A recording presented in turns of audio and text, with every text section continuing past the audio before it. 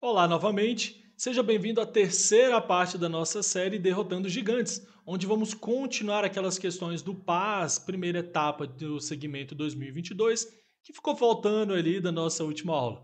No caso, são as questões 98, 99 e 100. Bora lá? Se inscreve, deixa seu like e vem comigo que o aprendizado tá bom.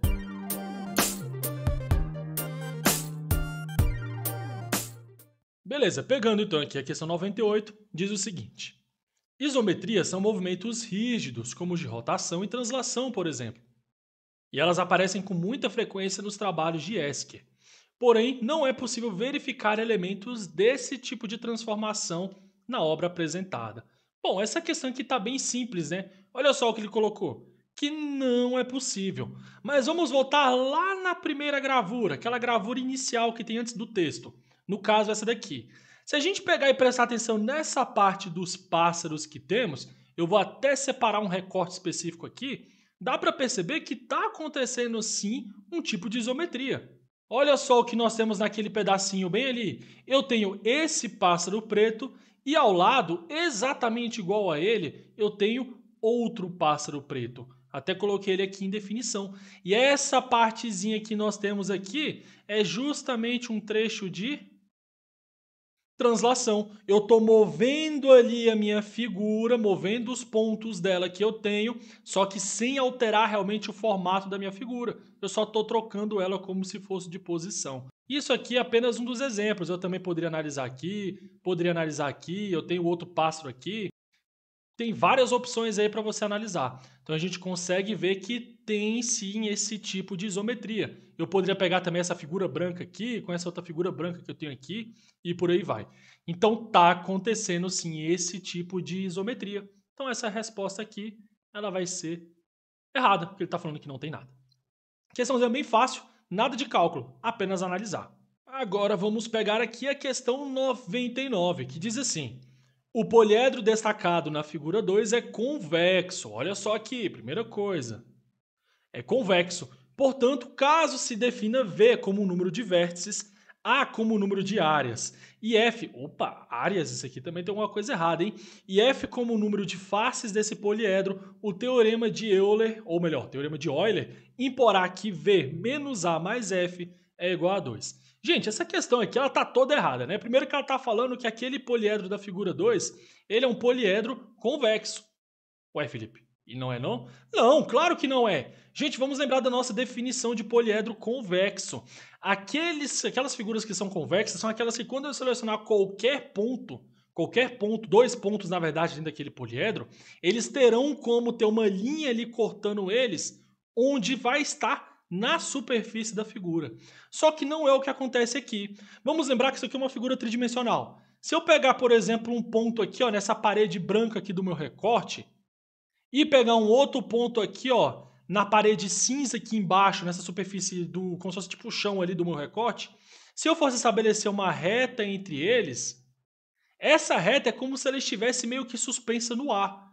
Ela não estaria encostando em nada do meu poliedro. Na verdade, ela não vai ser uma figura convexa, e sim uma figura que é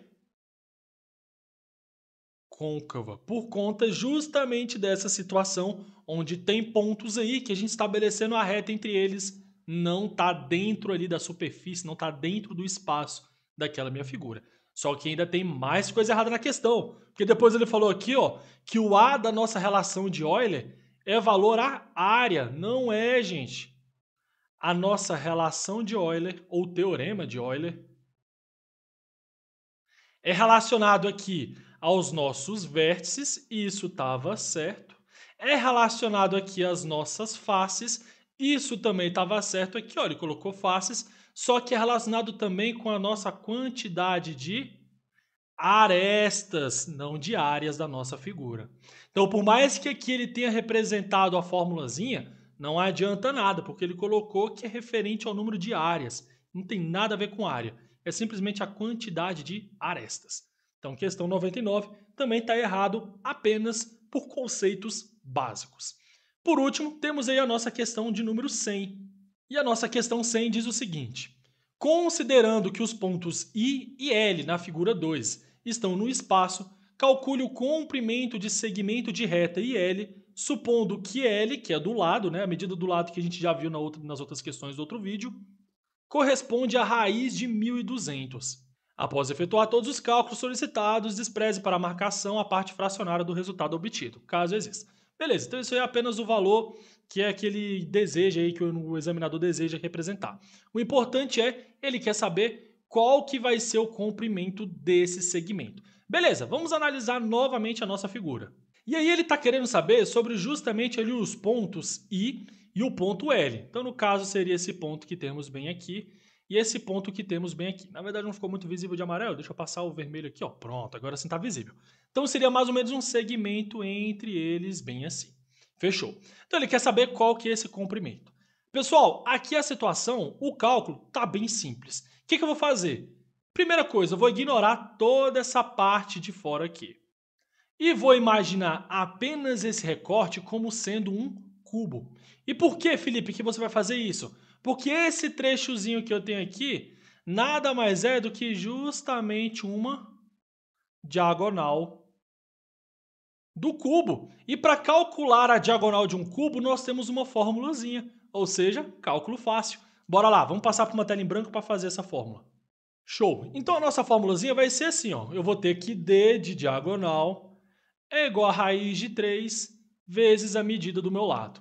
Aí lá no enunciado ele colocou qual que é a medida do lado que é para considerar. Ele falou que é raiz de 1.200. Só que raiz de 1.200 é um número que a gente sabe que vai ser irracional. O que a gente faz então? Em vez de representar ele diretamente aqui, vamos tentar primeiro simplificar ele. E para simplificar ele, nós vamos fazer aqui a nossa decomposição em fatores primos, que é o procedimento de simplificação de uma raiz.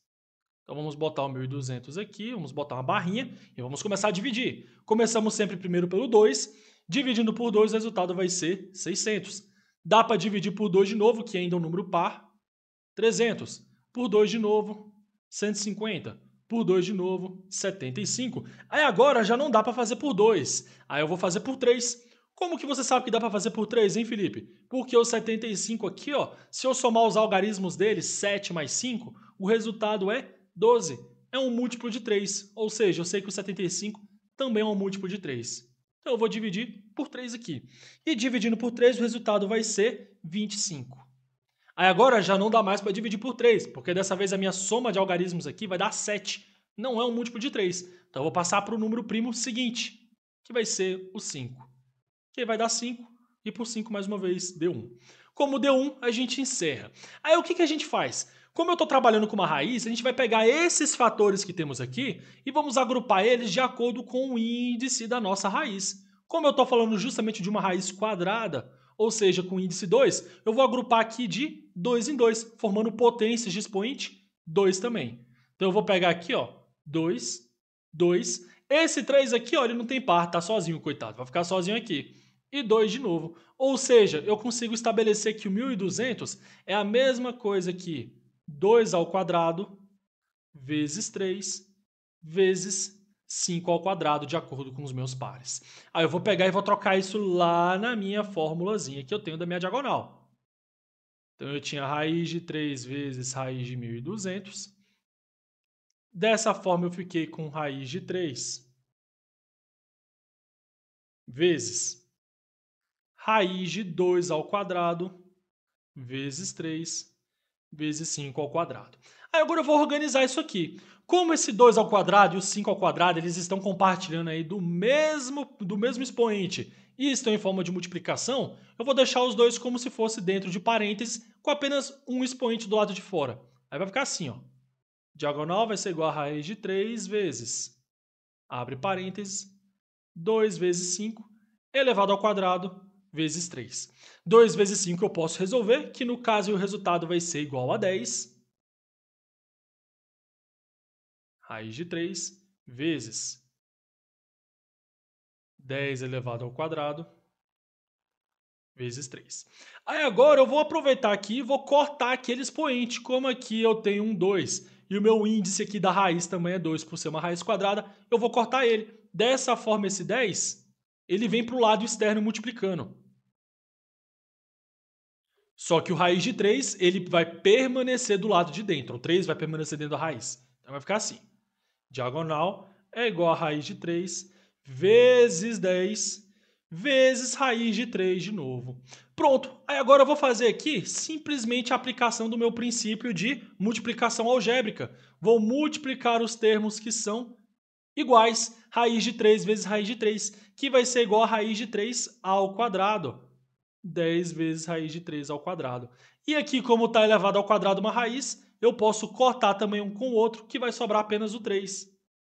10 vezes 3, que vai ser igual, então, a 30. Então, essa seria aí a nossa medida daquele segmento IL, que é a nossa diagonal do cubo. A resposta, então, aqui da nossa questão 100 seria o número 30.